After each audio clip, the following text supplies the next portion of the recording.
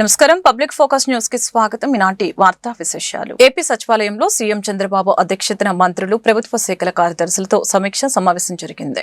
గత 19 నెలల ప్రభుత్వ పాలన, పథకాల అమలు, భవిష్యత్తు కార్యాచరణపై ఈ సమావేశంలో విస్తృతంగా చర్చించారు. ఈ సందర్భంగా సీఎం చంద్రబాబు మాట్లాడుతూ గడిచిన 19 నెలల్లో రాష్ట్రాన్ని అగాధం, అంధకారం నుంచి బయటపడవేశామని, కుప్పకూలిన వ్యవస్థను తిరిగి గాడిన పెట్టగలిగామని స్పష్టం చేశారు.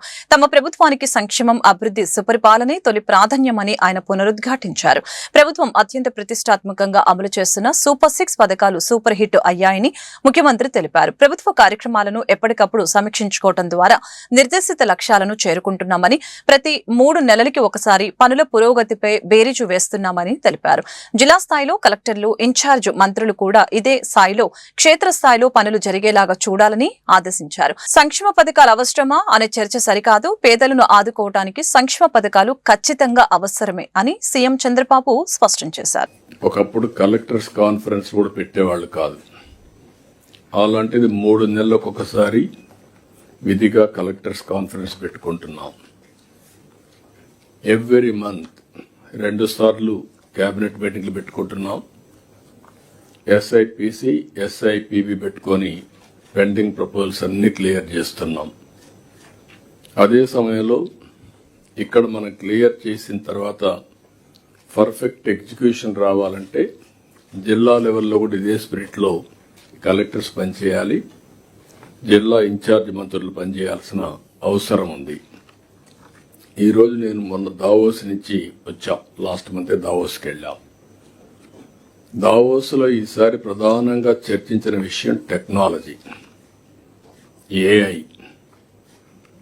Through AI $1 trillion of economy ఏ విధంగా రాబోతుందో ప్రిడిక్షన్, డిస్కషన్ దాన్నే సెంట్రిక్గా జరిగింది. రెండో సబ్జెక్టు చూస్తే దావోస్ మొత్తం ఎనర్జీ ట్రాన్సిషన్. ప్రపంచం మొత్తం ఈరోజు ఎనర్జీ మీద, గ్రీన్ ఎనర్జీ, గ్రీన్ హైడ్రోజన్ ఈ మాట్లాడుతూనే కొన్ని దేశాల యొక్క యాటిట్యూడ్, ఏ దేశం ఏ విధంగా ఆలోచిస్తున్నారో కూడా చర్చనీయాంశంగా మారింది. అంటే గ్లోబల్ కమ్యూనిటీ అంతా కూడా, లీడర్స్ అందరూ కూడా ఏది రైట్ ఏది రాంగ్ అని చర్చ చేసే పరిస్థితికి వచ్చారు. ఈ 2 విషయాలు మనం ఒకసారి గుర్తుపెట్టుకోవాల్సింది. మనం చేసిన 19 months నుంచి ఈ 2 కూడా సెంట్రల్ పాయింట్ గా పెట్టుకొని ఈరోజు ఆర్టీజీఎస్ కావచ్చు, లేకపోతే టెక్నాలజీ పెనిట్రేషన్ కావచ్చు, అదే మరి మొత్తం గవర్నమెంట్ డేటా అంతా కూడా సింగిల్ పోర్టల్ తీసుకురావడం కావచ్చు, ఇంకొక పక్కన ఏఐ అప్లికేషన్ కూడా వాడే పరిస్థితికి మనం వచ్చాం. ఇప్పుడు నెక్స్ట్ లెవెల్ క్వాంటమ్ కంప్యూటర్ కూడా నిన్నే ఫౌండేషన్ వేసాం. సెంట్రల్ మినిస్టర్ వచ్చారు. ఏ 6-7 దేశాల్లో మనది ఒక దేశం. మన దేశంలో అమరావతి సెంట్రిక్ గా ఈరోజు క్వాంటమ్ కంప్యూటర్ కూడా పరిస్థితి వచ్చాం. అంటే టెక్నాలజీలో ఎక్కడా ఎనుకబడి లేదు. డిప్యూటీ సీఎం పవన్ కళ్యాణ్ నేడు ఆసక్తికర వ్యాఖ్యలు చేశారు. రాష్ట్రానికి ఆర్థిక ఇబ్బందులు ఉన్నా అధిగమించి ముందుకు వెళ్తున్నామని, నిర్ణయాల అమలు, పనుల పూర్తి విషయంలో అలసత్వం వద్దని సూచించారు. క్షేత్రస్థాయిలో ఇంకా కొన్ని లోపాలు కనిపిస్తున్నాయని అప్రమత్తం చేశారు. ఉదాసీనత వీడాలని, పారదర్శకతతో ముందుకు వెళ్లాలని స్పష్టం చేశారు. అభివృద్ధి, సంక్షేమం అందించేందుకు నిబద్దతతో పనిచేయాలని నిర్దేశించారు. ఉప ముఖ్యమంత్రి పవన్ కళ్యాణ్ మంత్రులు, కార్యదర్శుల సమావేశంలో కీలక వ్యాఖ్యలు చేశారు. 4 గోడల మధ్య మంత్రులు, ఉన్నతాధికారులు తీసుకునే ప్రజా ప్రయోజనాల నిర్ణయాలు క్షేత్రస్థాయిలో ప్రజలకు అర్థవంతంగా అందాలంటే అంత సమిష్టిగా పనిచేయాలని నిర్దేశించారు. ప్రభుత్వం ఆర్థికంగా ఇబ్బందులు పడుతున్నప్పటికీ ప్రజల అభివృద్ధి, సంక్షేమం విషయంలో రాజీ పడటం లేదని చెప్పారు. కేంద్ర ప్రభుత్వ సహకారం తీసుకుని అభివృద్ధి పనులు చేపడుతున్నామని వివరించారు. 1,005 కోట్లు special assistance to state for capital investment which is called SASCI 2,123 crores. In total 11,328 కోట్లు శాంక్షన్ చేయబడింది. అలాగే జల్ జీవన్ మిషన్ పథకానికి సెంట్రల్ అండ్ స్టేట్ షేర్ కింద మొత్తం 28,000 కోట్లు మొబిలైజ్ జరుగుతూ ఉంది. అందులో ఇప్పటికే దాదాపు 10,000 కోట్ల పనులు ప్రారంభమైనవి. అలాగే ఫారెస్ట్ డిపార్ట్మెంట్కి సంబంధించి 200 కోట్లు నగర వనాలు, క్యాంపా ఫండ్స్ ద్వారా ఇవన్నీ ఉన్నాయి. డిస్పైట్ ఉన్న ఆర్థిక పరిమితులన్నింటినీ దాటి గవర్నమెంట్ చాలా ఉన్న తక్కువ రిసోర్సెస్ తోటి కీ డెవలప్మెంట్ ప్రోగ్రామ్స్ని ఇంప్లిమెంట్ చేయడానికి చాలా కట్టుబడి ఉన్నాం. గౌరవ ప్రధానమంత్రి శ్రీ నరేంద్ర మోదీ గారి సహకారం, వారి కమిటెడ్ లీడర్షిప్, అలాగే ఒక గౌరవ ముఖ్యమంత్రి నారా చంద్రబాబు నాయుడు గారి అనుభవం, ఈ ప్రోగ్రామ్స్ అన్ని క్షేత్రస్థాయిలో దీని రిజల్ట్స్ చూడాలని మేము అందరం పనిచేస్తా ఉన్నాం. మా అందరం కూడా కలిసి పనిచేయాల్సిన అవసరం ఉంది. This appointment and commitment must be clearly understood by the administration. When funds are arranged with such difficulty and responsibility, there can be no excuse for failure in implementation. Every rupee must be translated into visible outcomes on the ground. Officers at all levels must ensure that funds are made available and projects should be executed efficiently, transparently and within timelines without any delay. ప్రత్యేకించి ఈ మధ్యన గౌరవ ముఖ్యమంత్రి గారి దృష్టి కూడా తీసుకొస్తాం. క్షేత్రస్థాయిలో కొంత ఉదాసీనత ఉంది అందరికి. ఆ రిజల్ట్స్ మేము ముఖ్యమంత్రిని బూతులు తిట్టిన అంబటి రాంబాబుకు వైసీపీ నేతలు కులం కార్డు వాడటం సరికాదని ఎమ్మెల్సీ నాగబాబు ఆగ్రహం వ్యక్తం చేశారు. కాపు కులంపై గతంలో దారుణంగా మాట్లాడిన అంబటిని ఇప్పుడు ఆ కులానికి ఐకాన్ గా చెప్పడం ఏంటని ప్రశ్నించారు. ఈ మేరకు నాగబాబు ఓ వీడియో విడుదల చేశారు. ఎలాంటి వాడికి కులాన్ని ఆపాదించి కులచిచ్చులు పెడదాం అనుకునే మిమ్మల్ని కూడా అరెస్ట్ చేస్తే దరిద్రం వదిలిపోద్ది. అయినా కాపు కులాన్ని పట్టుకొని తాగుబోతులు తిరుగుబోతులు అంటూ పిచ్చి పిచ్చిగా మాట్లాడే అంబటి రాంబాబు లాంటి వాడిని కాపు కులానికి ఒక ఐకాన్గా రంగాగారి బొమ్మ పక్కన రాంబాబు బొమ్మ పెట్టి రుద్దే మీ వైసీపీ బ్యాచ్ని నేను కొన్ని ప్రశ్నలు అడుగుతాను. వీలైతే సమాధానం చెప్పండి. 1. 2024 ఎలక్షన్లో గ్రేటర్ రాయలసీమలో అంటే పాత ప్రకాశం, నెల్లూరు, చిత్తూరు, కడప, కర్నూలు, అనంతపూర్ ఈ 6 జిల్లాల్లో దాదాపుగా 15-20% బలిజ కాపు ఉన్నా కూడా ఒక్క ఎంపీ సీటు కూడా ఇవ్వలేదు. 74 అసెంబ్లీ సీట్లలో ఒక్క పరుచూరు తప్ప ఇంకా ఏ సీటు కాపులకు ఇవ్వలేదు వైసీపీ. ఈ వైసీపీ కాపు నాయకులు ఒక్కరైనా అంటే అంబటి కానీ పేర్ని నాని కానీ జగన్ని ప్రశ్నించారా? 2. రాజంపేట ఎంపీ సీటు ఎప్పటి నుంచో బలిజలు ప్రాతినిధ్యం వహిస్తున్న సీటు. వైఎస్ రాజశేఖర రెడ్డి గారి స్నేహితుడు అన్నయ్య గారి సాయి ప్రతాప్ కూడా అక్కడి నుంచి గెలవడమే కాకుండా కాంగ్రెస్ హయాంలో కేంద్ర మంత్రిగా కూడా అయ్యారు. అలాంటి సీట్ని జగన్ మిథున్ రెడ్డికి 2014లో కట్టబెడుతుంటే మన టైగర్ అంబటి, లయన్ పేర్ని లాంటి వాళ్ళు ఎక్కడ నిద్రపోయారు? 3. అసలు మీకు అంత తెలివే ఉంటే మీరు ఆ పార్టీలో ఎందుకుంటారు? అసలు మిమ్మల్ని మీరు ఒకసారి ప్రశ్నించుకోండి.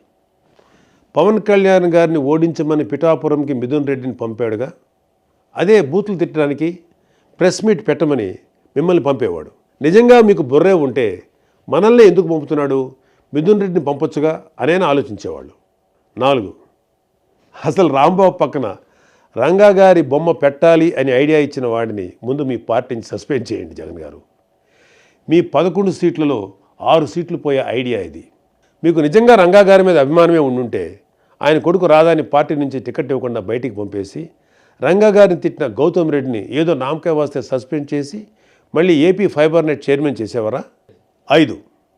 అసలు మేము కాపులమని చెప్పుకుంటూ వైసీపీకి సపోర్ట్ చేసే కాపులకి ఒకటే చెప్తున్నా, కాపు నేస్తం లాంటి స్కీమ్స్ కూడా వైఎస్ఆర్ పేరు పెట్టినప్పుడు ఏం జగనన్నా మీ నాయనకి మా కులానికి ఏంటి సంబంధం? మా కులంలో కూడా కోటి అమృతనాయుడు గారు, సీకే నాయుడు గారు, ఒక పుంజాల శివశంకర్ లాంటి లెజెండ్స్ లేరా అని ఎప్పుడైనా అడిగారా మీ లీడర్ని? ముందు ఆయన అడిగి అప్పుడు పవన్ కళ్యాణ్ని ప్రశ్నించండి. ఫైనల్గా ఒకటే చెప్తున్నా, ఇది జెన్ జీ జనరేషన్. కుర్రోళ్ళు ఏ అంటూ యమా స్పీడ్గా ఉన్నారు. మీరు ఇంకా రాంబాబు అంటూ రాజనాల కాలం నాటి రాజకీయం చేస్తామంటే వైఎస్ జగన్ నెయ్యి కల్తీ జరగలేదని డొంక తిరుగుడు సమాధానాలు చెప్తూ ప్రజలను మభ్యపెడుతున్నారని పులివెందుల ఎమ్మెల్సీ రామ్ గోపాల్ రెడ్డి మండిపడ్డారు. హిందూ మతాన్ని నాశనం చేయాలన్న దురుద్దేశంతోనే ఇది చేస్తారని ఆగ్రహం వ్యక్తం చేశారు. వైసీపీ హయాంలో జరిగిన తప్పులకు హిందూ సమాజానికి క్షమాపణలు చెప్పాల్సింది పోయి డైవర్షన్ రాజకీయాలు ఏంటని నిలదీశారు. జగన్ బాబాయ్ వైవి సుబ్బారెడ్డి కోట్లాది రూపాయలు లంచాలు తీసుకుని ఇలాంటి గుత్తేదారులకు కాంట్రాక్ట్ ఇచ్చారని ఆరోపించారు. ఎన్డీఆర్బీ రిపోర్ట్ ఆధారంగా సిట్ ఇచ్చిన నివేదికలో నెయ్యిలో జంతువు కొవ్వు కలిపినట్లు స్పష్టంగా చెప్పడం జరిగింది. మా వల్ల భక్తుల మనోభావాలు దెబ్బతిన్నాయని చెప్పి ఈ వెంకటేశ్వర స్వామి భక్తులకు హిందూ సమాజానికి ఆయన క్షమాపణ చెప్పాల్సింది పోయి మళ్ళీ దాన్ని అడ్డంగా వాదన చేయడం జరుగుతోంది. రాజశేఖర రెడ్డి గారి కుటుంబం ఈ రాష్ట్రానికి ముఖ్యమంత్రి అయిన తర్వాతనే వెంకటేశ్వర స్వామి గారికి కూడా ప్రమాదం పుట్టుకొచ్చింది. కేవలం తను ఆరాధించే దేవుడే గొప్పవాడు, హిందూ మతాన్ని సర్వనాశనం చేయాలనే ఒక దుగ్ధతో అక్కస్తో ఈ దేశమంతా కూడా మతాంతీకరణ జరగాలని, హిందువులు అనేవాడు ఎవరు కూడా బతికి బట్టకూడదనే ఒక దుష్టమైన ఆలోచనతో జగన్మోహన్ రెడ్డి గారు గత 5 సంవత్సరాలు కూడా ఆ కార్యక్రమాల శ్రీకారం చుట్టడం జరిగింది. ఈ దేశంలో ఈ రాష్ట్రంలో ఏ కులానికి కానీ ఏ మతానికి అన్యాయం జరిగినా కూడా తెలుగుదేశం పార్టీ సహించదు. క్రిస్టియన్స్కి అన్యాయం జరిగినా సహించం, మైనారిటీ ముస్లిం సోదరులకు అన్యాయం జరిగినా కూడా సహించం. ఇది మతాల మధ్య కొట్లాట కాదు, కులాల మధ్య కొట్లాట కాదు. ఒక మతాన్ని నువ్వు దెబ్బతీసే విధంగా చేస్తున్న కుట్రలను ఆపాలని చెప్పి జగన్మోహన్ రెడ్డి గారిని ప్రకాశం జిల్లా సింగరాయకొండ మండలం పాకలో జరుగు రచ్చబండ కార్యక్రమాన్ని జయప్రదం చేయండి కాంగ్రెస్ పార్టీ కొండెపి ఇన్ఛార్జు శ్రీపతి సతీష్ పిలుపునిచ్చారు. ఈ సందర్భంగా మండల పార్టీ అధ్యక్షులు రసూల్ మాట్లాడుతూ రాష్ట్ర కాంగ్రెస్ పార్టీ అధ్యక్షురాలు వైఎస్ షర్మిల ఉపాధి హామీ పథకాన్ని కేంద్ర ప్రభుత్వం నీరు కారుస్తుందనే ఉద్దేశంతో సింగరాయకొండ పాకల అంబేద్కర్ నగర్ లో రచ్చబండ కార్యక్రమాన్ని ఈ నెల 13వ తేదీన నిర్వహిస్తున్నట్లు ఈ సందర్భంగా తెలియజేశారు. అనంతరం పోస్టర్ను ఆవిష్కరించిన కాంగ్రెస్ నాయకులు క్లుప్తంగా జనాల మన్ననలు పొందినటువంటి జాతీయ ఉపాధి హామీ పథకం పేద ప్రజలకి అందుబాటులో ఉండే పేరుతో కరువు పని అని పిలుచుకునే ఈ చట్టాన్ని నీరుగార్చే ప్రయత్నం చేస్తున్న కేంద్ర ప్రభుత్వం యొక్క ఉద్దేశాన్ని పేద ప్రజలకి కరువు పని వల్ల ఉపాధి పొందినటువంటి కార్మికులకి మనసుకు చొచ్చుకుపోయే విధంగా వివరించడానికి రాష్ట్ర వ్యాప్త పర్యటన చేస్తున్నటువంటి ఆంధ్ర రాష్ట్ర కాంగ్రెస్ అధ్యక్షురాలు శ్రీమతి వైఎస్ షర్మిలారెడ్డి గారు ఈ యాత్రలో భాగంగా 13వ తారీఖు సింగరాయకొండ మండలం పాకాల గ్రామంలో ఉన్నటువంటి దళితవాడ అంబేద్కర్ నగర్లో ఆమె యొక్క కార్యక్రమాన్ని నిర్వహించడానికి పెద్దలందరూ డిసైడ్ చేసినారు. ఆ కార్యక్రమానికి విచ్చేస్తున్నట్టు వివరాలు ప్రజలకు తెలియాలని మీడియా ద్వారా ఈ మీడియా సమావేశం పెట్టడం జరిగింది. ఆ రోజు ఉదయం 9 గంటలకు నెల్లూరు నుంచి బయలుదేరి పిసిసి అధ్యక్షురాలు సింగరాయకొండ వచ్చి సింగరాయకొండ గొల్లపాలెం ఫ్లైఓవర్ మీదుగా దేవుడు బాట నుంచి సోమరాజపల్లి గ్రామం మీదుగా పాకాల అంబేద్కర్ నగర్లో ఉన్న దళితవాడలో సమావేశానికి హాజరవుతారు. ఈ కార్యక్రమం యొక్క వివరాలు తెలియడానికి ఈ ప్రెస్ మీట్ పెట్టడం అనేది ముఖ్య ఉద్దేశం ఒకటైతే, మరొకటి ఆ కార్యక్రమం యొక్క పోస్టర్ని పెద్దల సమక్షంలో, నియోజకవర్గ ఇన్ఛార్జ్ సమక్షంలో, రాష్ట్ర నాయకులు, జిల్లా నాయకుల సమక్షంలో ఈ పోస్టర్ లాంచ్ చేయడం అనేది జరుగుతుంది. 1980-82 విద్యా సంవత్సరంలో కనిగిరి జూనియర్ కళాశాలలో ఇంటర్మీడియట్ విద్యను అభ్యసించిన పూర్వ విద్యార్థుల సమ్మేళనం అత్యంత వైభవంగా నిర్వహించారు. జూనియర్ కళాశాల ఆవరణలో ఆదివారం ఈ కార్యక్రమం ఉత్సాహపూరిత వాతావరణంలో జరిగింది. కార్యక్రమ నిర్వహణకు పూర్వ విద్యార్థులు కనిగిరి మున్సిపల్ చైర్మన్ అబ్దుల్ గఫార్, సుందర్ రాజా, కేవీఎన్ రాజు, పివిఎన్ మురళీధర్, అబ్దుల్ ఖాదర్, పివి నారాయణ, వసంత భారతి, జయరామిరెడ్డి, గోపి, కిషోరు కొప్పోలు, ప్రభాకర్ వి భక్తవత్సలంలో అసోసియేట్ గా ఏర్పడి కార్యక్రమాన్ని విజయవంతం అయ్యేందుకు శక్తివంచన లేకుండా కృషి చేశారు. ఈ కార్యక్రమం జ్యోతి ప్రజ్వలనతో ప్రారంభమైంది. అనంతరం పూర్వ విద్యార్థులందరూ కూడా ఒకరికొకరు పరిచయ కార్యక్రమాన్ని నిర్వహించుకున్నారు. పూర్వ విద్యార్థులు తమ వయసుల్ని మరిచి డాన్సులు వేశారు, పాటలు పాడారు, ఒకరినొకరు ఆలింగనం చేసుకున్నారు. ఈ కార్యక్రమం సందర్భంగా పలువురు పూర్వ విద్యార్థులు కళాశాల అభివృద్ధికి తమ ఆర్థిక సహాయాన్ని ప్రకటించారు. భారతి గారు అనకరే ఉన్నారు, భారతి గారు లీడ్ చేస్తున్నారు. All the girls please come. మనకు 100 మంది గురువుల్లో మనకు ఇంటర్మీడియట్ స్థానంలో గురువులుగా ఉన్న వీళ్లకు సత్కరించుకోవడం మన ధర్మం. ఇందులో ఓబయ్య సార్ 1 మినిట్ కూడా టెన్యూర్లో క్లాస్ కు 1 మినిట్ కూడా లేట్ రాలేదు. అత్యంత సిన్సియర్ గా ఉన్న ద్వితీయమైనటువంటి అతి కొద్ది మంది లెక్చరర్స్ లో మనకు ఈ రోజు ఓబయ్య సార్ ఫ్రెండ్స్ మనసుల్లో చిరస్థాయిగా ఉంటారు. ఎందుకంటే ఏ రోజు గవర్నమెంట్ కాలేజీలో పూర్తి చేశాను.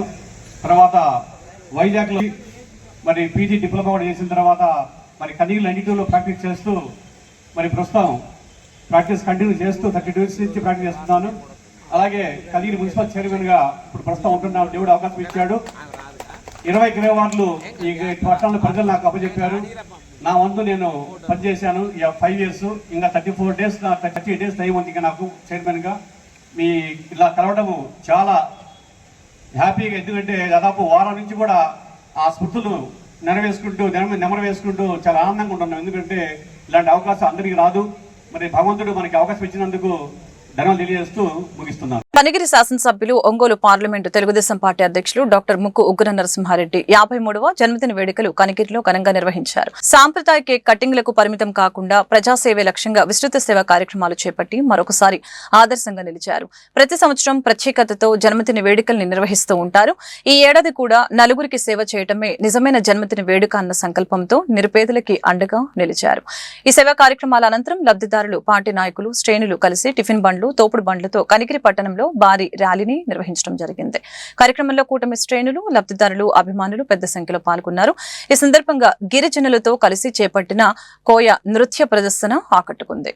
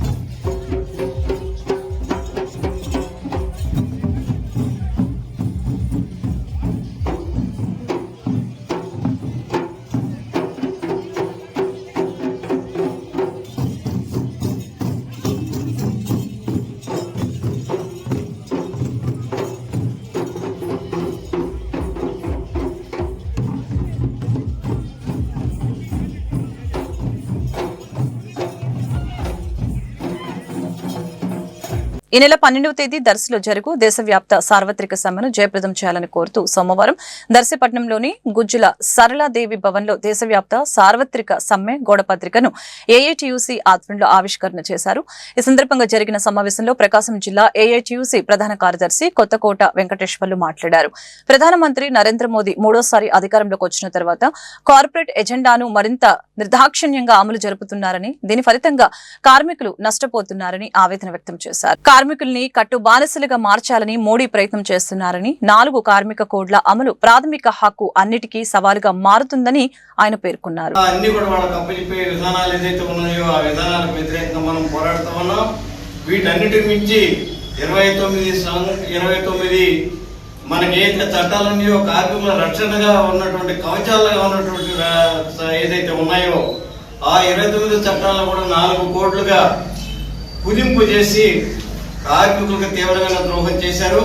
కార్మికులకు ఎంతకాలంటే ఒక సంఘం పెట్టుకునే హక్కు దగ్గర నుంచి సమ్మె చేసే హక్కు దాకా అన్ని హక్కులు కూడా కాలరాచబడ్డాయి. ఇవాళ ఆహాకారాలు చేసేటటువంటి పరిస్థితి కార్మికుల్లో ఉన్నది. ఇవాళ దేశవ్యాప్తంగా కూడా కార్మికులు కథం దొక్కి ఈ సమ్మెని జయప్రదం చేయబోతా ఉన్నారు.